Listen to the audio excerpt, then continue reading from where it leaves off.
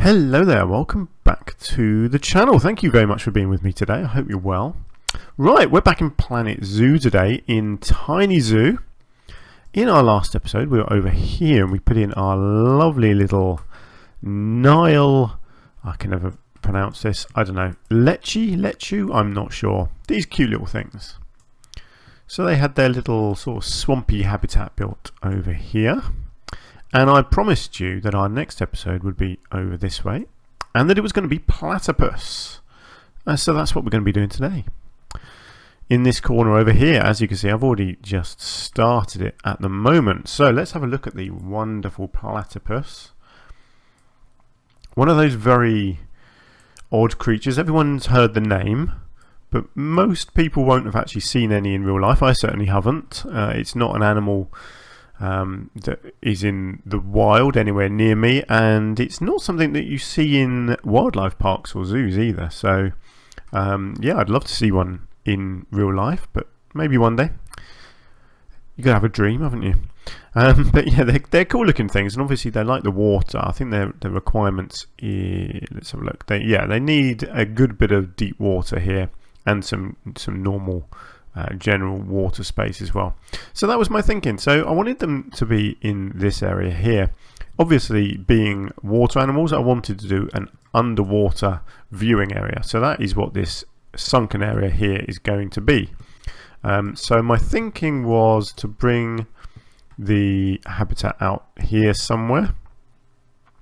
They're pretty small creatures, so they don't actually need too much space. But yeah, so I wanted to put water in here and then have land around in a sort of big L shape around the back here. And then I was thinking maybe some sort of shelter over here, although that changed halfway through. So yeah, so that was my basic shape there. I had a lot of fun building this one actually. I had a bit of a unique idea for what I wanted to do with the water, and I will explain that to you later when we get to see it. But I just wanted to show you the basic sort of layout and structure of where the paths were going to go. So let's move on. I will load up my next save point and show you what I got up to next. Okay, so as you can see, I've put the water in here. I've also stretched the pathway around here. I thought it'd be fun to have the viewing platform go around two sides of the water. So the water is in. I've put in a slope up at this end here. I wanted a sort of a gentle slope that I could decorate and cover over. What I've also done is make sure that the water itself is much lower than the platform. So when you're standing up here, you'll be able to see them swimming around at the top, but also look down on them and see them swimming much deeper down here. Now this is deeper than they need, but there is a good reason why I wanted it to be deep, and that will hopefully become obvious later on. That's to do with my unique water plan that I had. Just something that I wanted to try out. I didn't know if it would work and what it would look like, but I think it ends up looking pretty good, I think. So yeah, pretty pleased with that. Entrance has gone in over here, and actually I do end up putting in a second pathway up on this raised area. It's always the problem when you do a sunken area like this. You've got to cover in all these gaps. And you inevitably end up with this sort of big hole at the back here, which you need to do something with. So yeah, I've managed to make it look pretty good, I think. But you'll be able to see the end result and judge for yourselves. But yeah, you can get the basic shape there. So the actual habitat itself is pretty straightforward. Doesn't look very big when you see it like that, but when you see the animals in there, you'll realise that they've got plenty of space because they're tiny little things, a little bit bigger than the meerkats, but not a lot really. So yeah, this is plenty of space for them. I can't even remember how many I put in here, but it's quite a few, and they have a lot of fun. Believe me, they really like this habitat. Right, let's move on again then, and I have no idea what I did next. Probably started decorating out here, but yeah, I can't remember. It's been a good couple of weeks actually since I built this, so now I can't really remember the processes that I went through, if I'm honest. I've been busy doing another project at the moment, And my memory is terrible, as I've probably told you before. So yeah, I often leave gaps between doing the building and then recording the commentaries, and it's as much of a surprise to me what I do next as it is to you. So let me load up my next save point and we'll find out. Right, moved on a bit here. So lots of structural stuff done, and yeah, it worked out really nice actually. So as I said, I put a pathway coming up the back here, just a little bit raised up, not too much, but the idea was that I wanted people to come down here and view sideways, or if they didn't want to go down there, they could come along the top here. Oh look, I think they're just delivering our animals. Yeah, just come up here and get a view from a little bit higher up, all the way around. I thought that looked really nice actually, so yeah, pretty pleased with that. Look at the animals coming in. Here we go. We have our first little platypus, Dorana. See, they're very small little things, aren't they? They're very cute. Look at him waddling along. He's going, oh look, water, I can go swimming. They all go swimming. They all follow the same line. That's a little bit silly, but yeah, they love it. Look at that. Straight in the water. And down. Yeah, they really like it in this habitat. So as you can see, they are small compared to the amount of space they've got. So yeah, I can fit plenty of them in. As you can see, there's quite a few of them arriving. We'll find out how many go in the end once they're all there. But yeah, as to what I've done here, so what did I do? I've covered over the bottom here as usual with this lovely rustic stone. This stone pattern is my favourite. I've been using this everywhere. I just love it. So that's my usual technique, where I just use the flat ceiling panels to cover up a walkway. The main bulk of all of this is all plaster. So just basic plaster walls, and then you've got like additional bits like that I just wanted to, you know, again, just make it look a little bit more interesting than just a flat border. So just put in the extra bit in the middle here that's raised up, just gives it a little bit of interesting shape. And then at the end here, just trying to cover up all these weird odd little bits of terrain work with these that I can turn into flower beds, which is what I always do when I've got a hole. Basically, you just build a border, put some soil in, put some flowers in. So that's what I'm planning on doing in those bits there. So obviously this bit here is excuse me, is the main sort of viewing area, and then as you come over here, you're probably not necessarily going to be able to see too much through here. Can't actually remember what bushes or whatever it is that I end up putting in there. We'll find out. And then the water itself, you've got these lovely stone pillars on all the corners and joints here, and along the bottom, and then more plaster inside, just making the two walls on either side here, and then again just making sure this bit here looks nice and solid as well. My idea at the end here, and the reason that this pathway comes out at an angle, not only did I like the shape that this made connecting into here, just makes it look a bit more welcoming as you come along here. It makes you want to walk up there, but also just allowed me to just create a little bit of a shape here that I could cover in with some nice rock work later on. Again, just trying to mix up the textures and the shapes. I didn't want everything looking really square, because obviously this is a very sort of elongated, that's not the word I'm looking for, sort of rectangular, that's the word I was looking for. You know, lots of little rectangles all put together here. So just bringing stuff off at a bit of an angle just breaks up the pattern a little bit. I think that's basically it for this cut. So yeah, that was quite a lot of structural work going on there.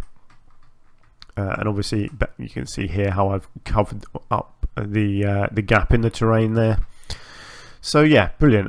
One little bit that I did have left to cover up was this, where the edge of the stairs. So I had to come up with something creative to cover that up. I can't actually remember what I do. I think in the end I'll use one of these pillars and just put an extra pillar in here and kind of double the length of it or something. I can't quite remember, but it's nothing actually that creative or original, I'll be honest.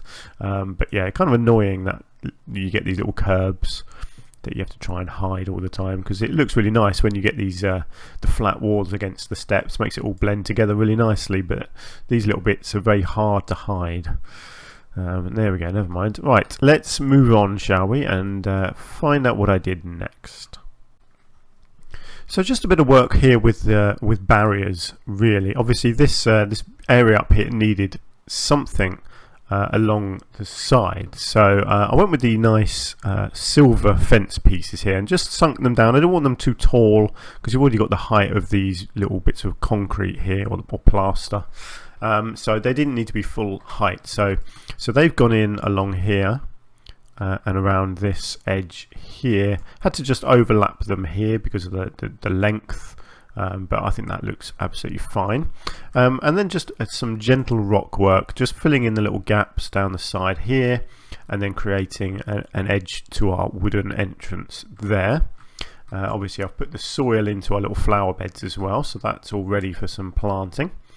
And then over here, so this is what I said about the end here with the bit of shape. Just allow me to put some rock work into there as well, which I think looks pretty good. And then again on this side, just filling in the gaps, blending it all together, and then bringing it down here and down to this flat surface here, and also just along the top here. I didn't want the platypus to be able to walk through the grass here and then come into the water this way. I wanted them to have to go down to the end and down the slope. So if I find one and have a look at our traversable area, obviously they can escape at the moment, so they can climb up onto these rocks if they want, but they can't actually come off of them and down into the water. So they have to come around this end here, which is exactly what I wanted. And actually that looked really odd. Hang on, I don't think I've set that barrier up right, have I? I'm assuming I sort that out later on. Oh no, that's a bit odd, isn't it? Look at that. Not sure what's going on there. The barrier is in the right place, but for some reason they're not walking over here. That's a bit strange. I'm sure that isn't the case later on. I think that's just a temporary bug, but we'll check that in the next cut. So yeah, you can kind of see the habitat coming together nicely now. It's starting to look all nice and new and polished. I love these silver fence pieces. Are great. They serve many purposes, and I do use them a lot. But they're strong, sturdy, shiny. They look nice and new and yeah, really good. The other bit that I put in is these fences here, and that is because, as you can see, because of the way I did these bits of rock, the platypus could actually climb up onto here and onto here. Now I do change that. I think I changed these rocks so they can't do that, but it made sense to have a barrier up here anyway, because you obviously you wouldn't want members of the public climbing up on here. So I think what I do in the end is actually put some more rock in this end piece here, to sort of create a tall barrier of rock. And obviously, well, you'll see what I do around the edge here. I do something quite creative, actually. I think something that I've not done before, but I really like it around this fence edging here. But yeah, I mean, anywhere like this, you don't want people climbing up on here. They could fall off and hurt themselves. I mean, let's be honest, the way I've actually put the fence in, people could still climb on here, walk up to this end piece here and dive off and break their necks. But, you know, you can't protect everyone against their own stupidity, can you? So generally I put it there because it just looks right. It looks like there should be a barrier there. But yeah, let's be honest, if somebody wants to hurt themselves, they're going to do it, aren't they? So there we go. Right, let's move on again, shall we? Okay, there's quite a lot to go through now. Made quite a few little changes here. So let's get to I'll go to the water last, because I want to explain to you my little idea of what I wanted to do with the water. So let's start outside first. So down in our little viewing area here, very simple, just a few changes. Got some benches in along the back here, so you've got a nice line of those. And then here I put in a few little food machines, and a couple of drink machines, and a couple of bits of information at the end there as well. I couldn't do benches here because the pathway kind of disappeared back here. The benches disappeared, much like these do. They sink into the wall, but I thought I could get away with it with these machines. But the benches, they didn't look right being along the back there. So just a nice line of benches here. This is the main area anyway, so yeah, people could just sit along here and watch them, which is cool. And some lights as well. And then I wanted a bit of a canopy between the downstairs viewing area and the upstairs viewing area, so that people standing up here can't look straight down at the people that are standing down here, and I didn't want the people standing down here feeling like they're being watched from people up above as well. Plus it provides a bit of shade, so I just used these lovely trellis pieces, and then I can't remember what the plant pieces that I used. Crowberry bush, that's the one, and I just used that to look like a nice climbing plant that's coming all the way around there. Looks really cool. I like that, the contrast in the colour of the blue woodwork and the green foliage. I think that looks really nice. Now obviously if you're thinking about it realistically, the plant doesn't come from anywhere. It's got no, it's got no sort of tree root coming up from the ground where it's actually growing. So maybe it's a fake plant, I don't know, or maybe somehow it's rooted itself up here in the wall or something. I don't know. It doesn't matter. It looks nice.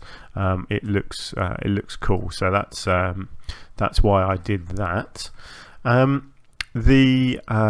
else was there? Oh yes. So this was my idea for the wall along here. So what I decided, I didn't want this to be a big thick wall that people can't see through. And so it hit me on the idea of having, because these things can't climb, so if I look at the traversable area, which has now changed, so they can actually use all of this corner here, so they can't climb over these, I discovered. And so my thinking was basically that I wanted it to almost be like a little petting zoo, so people could come up to the barrier here and actually interact with the animals really close up. So they could actually just lean over and stroke the animals if that's what the animals wanted.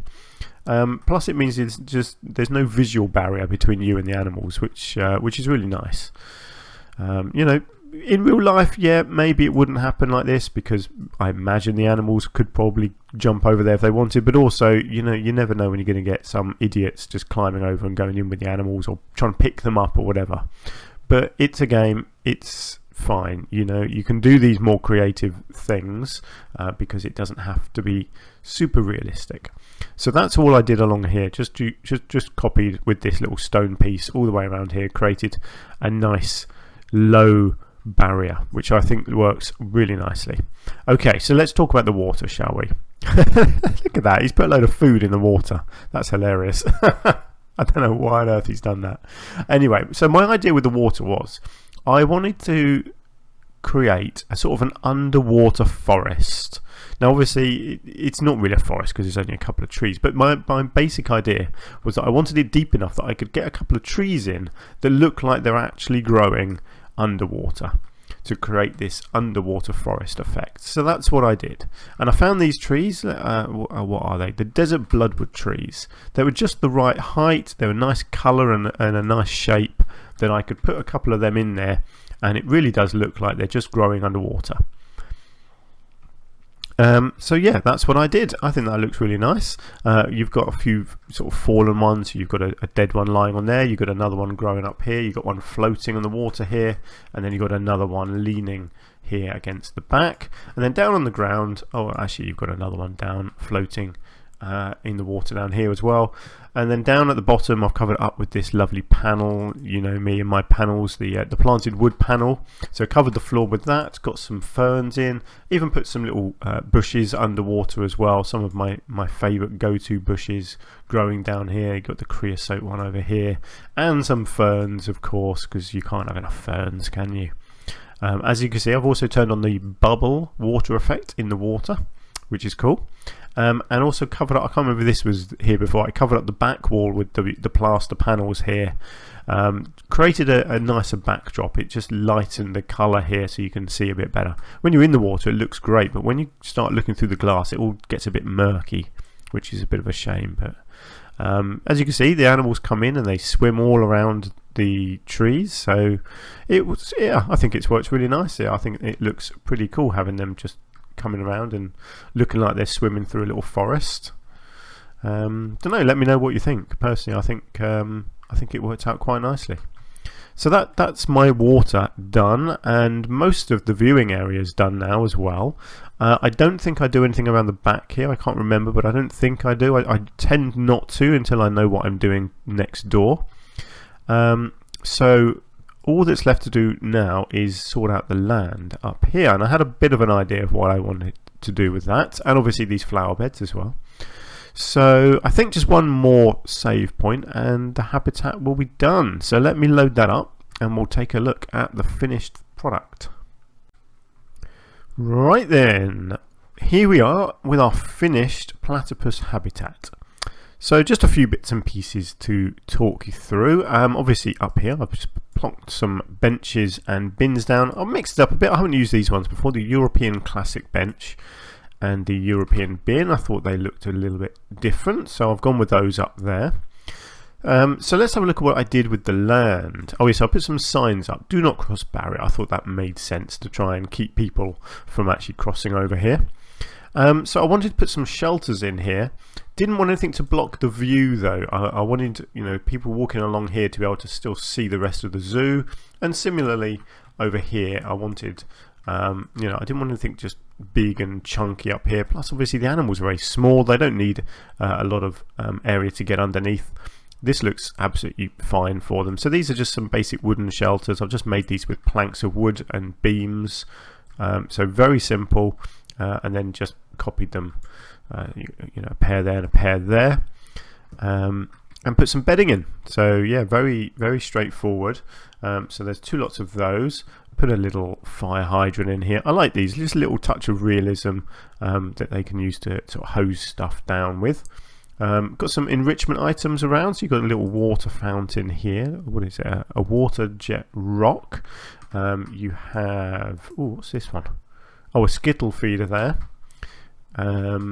Excuse me, dodgy camera. Another skittle feeder here, and we've got a little ice block over there. Not that I can click on it. There it is. Frozen fish. Oh, yummy. That looks tasty. And then I think there's some in the water as well. Oh yes, we have these fun little submarine things. I just love the look of those. They look great, don't they? And you have a feeder down here. So this is a underwater fish feeder. Hasn't been used yet, but I'm pretty sure they will use it. Did I put a rubber duck in or not? Do you know what? I've done it again, haven't I? I haven't put a rubber duck in. I will probably have to do that. I think it's because rubber duck didn't come up as a platypus item. That it's not something they actually want to use, but I may well put one in anyway, just because I think it looks cool. Okay, so that was that. A couple of trees as well. I've gone with the classic umbrella tree because it just looks great. Again, it's got this lovely open canopy here, so you don't block the views, which is so important when you're trying to design these areas. You don't want anything that's going to stop people looking around. And then along the back, more benches. So you've got the same benches, the European benches there and there. And then this corner over here, or along this side, I had a bit of a gap that I needed to fill in. So I've just made it sort of an open flower bed. So you've got some soil down, just a nice selection of plants, ferns, tree fern there. You've got all sorts of different little flowers all the way along this wall, bench and a bin, and then around this corner it just widens out a little bit. A couple of rocks at the end, a couple more tree ferns and some general little bits of flowers in there, a few bits of bracken as well. Just finishing off that corner. I kind of like that you can come around here and still see into the cheetah habitat behind you here, so you get a bit of a view. I mean, you could be sitting on this bench, suddenly look behind you, and there's a metre away you've got a cheetah growling at you, which I kind of like.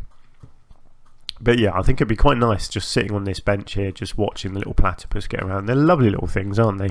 Look at the way they run, they're so cute. So yeah, I'm a big fan of these animals. One day I will see one in real life.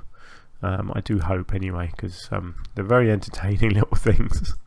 And yeah, they're really happy in this habitat. They love coming into the water here, and they plod around up on the land as well. So yeah, they seem to enjoy what I've created for them. Also with the water, I did put these wooden beams along the top of the water and along the bottom as well. Obviously I also put in the water grating along the bottom here, again just that little touch of realism there. Oh yes, and this is what I came up with at the end here. So I put one of these big stone pillars in here and then just widened it down at the bottom here. That covers up the edge of the stairway that was showing there. Just realised I've just got a little bit of a funny gap here, haven't I, with this bit of plaster. Should probably have an extra piece down here. Where is it? I can't even get it in the right position. No, it's not going to work. Hang on. Is that? No, I can't. For some reason I can't get that in the right place. That's really odd. It's right there. Why can that? Hang on, I bet you it's because that needs to be. Yeah, that's why. There we go. That needs to be like that, doesn't it? Good. Right, I will save that. That annoys me, little things like that. I know it's just a tiny little gap, but yeah, little things like that just bug me. So when I spot them, I like to just correct them straight away. Anyway, there we go. So that is our platypus habitat, and I'm really pleased with how this one turned out. I love my little underwater forest idea. I thought that was pretty unique, certainly for me anyway. I hadn't done that before, and even though it's completely daft that these trees are growing underwater, they could be fake, you know, it doesn't matter. It looks cool and it creates a nice little atmosphere under the water there. But I also like this idea as well, with the low barrier here and the signs just telling people not to cross, but allowing people just to get right next to the animals, nice and up close and personal with them, and potentially to actually interact with them as well. So yeah, I think that is pretty cool. I think I would quite enjoy just sitting on one of these benches and watching these little creatures get about, because they're pretty cool. So there we go. That is our platypus habitat. So let me know what you think, if you like what I've done. Oh, I've also, sorry, I forgot to say, the flower beds here, I went with the Virginia creeper in here because it was very low. I didn't want to block the view if you were stood here. I wanted you to be able to see across. So that's why I went with the Virginia creeper. It's a lovely colour, really nice looking little plant. So yeah, just a very basic thing, low maintenance, just filling in the flower beds there. So yeah, let me know what you think. If you want to leave me a comment, that'd be great. If you've enjoyed the episode and you're enjoying the series, you could hit the like button for me. That would really help me out. And hopefully you'll join me again for the next episode. Now, I haven't actually done any more building in Tiny Zoo for a couple of weeks, so the next episode doesn't exist yet, so I can't really give you much of a spoiler other than to tell you that it will be I think the last of the new animals from the latest DLC, which is the red-crowned crane, I believe. This was the next animal from the new pack. So yes, I will try and do something creative for these guys. I guess this will involve a bit of water. Yeah, they need a certain amount of water requirement, but only shallow water. Obviously they don't swim under the water, they just wade through it. So I will try and come up with something interesting that they can wade through. I'm not sure where that's going to be. I haven't actually given it a lot of thought. Maybe over here somewhere. I've got a nice bit of shaped pathway here, haven't I? So yeah, maybe something in here, or maybe over in actually this looks, yeah, this looks quite tempting in here as well. We'll see. I don't know what I'm going to come up with yet, but that will be our next episode at some point. So there we go. Thank you so much for being with me. Hopefully I will see you again very soon. So take care of yourselves, and goodbye for now.